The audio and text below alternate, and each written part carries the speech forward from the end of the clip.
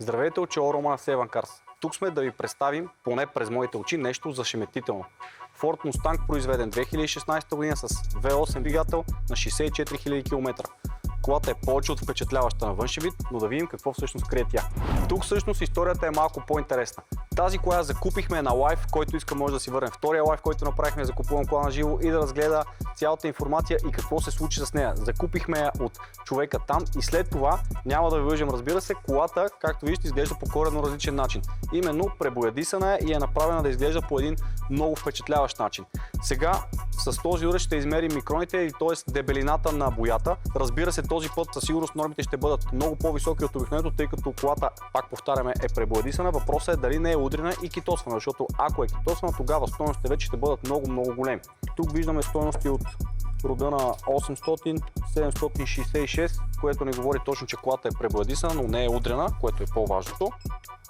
714, 746, 618. По капака няма абсолютно никакви забележки от към удряне и нямаме такива притеснения.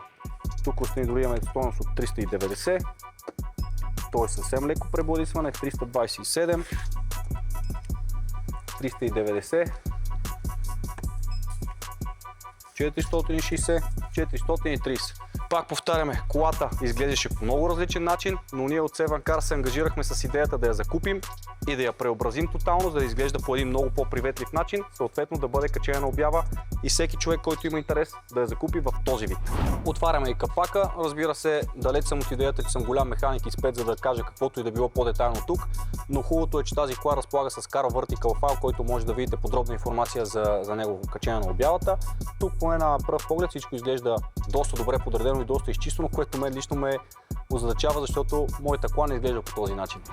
19-цолови алуминиеви джанти, доста интересно изпълнение. Разбира се, тук може да забележим съвсем леки дръскотини по тях, които са нормални за годините. Друго, което ни интересува тук е дота, 43-та седмица от 2023 година. Отпред също така виждаме автоматични адаптивни светлини. Преди да влезем в автомобил, разбира се, оглеждаме и от тук. Ето веднага намираме една забележка, която сме длъжни да ви покажем. Тук има леко намачкване на тази част на седалката, което е нормално при сядането на по-стар автомобил. И тук веднага може да забележите, че има една лека дръскотина на седалката по кожата.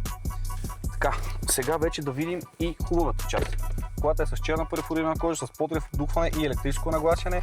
Има мултимедия с навигация, преден и заден парктроник с камера за задно виждане, двузонов климатроник, автоматична скоростна кутия с различни режими на шофиране, мултифункционален кожен волан с пера, Keep Lane Assist и Distronic. Един много добре оборудван автомобил, спортен, със страхотно усещане докато го шофирате.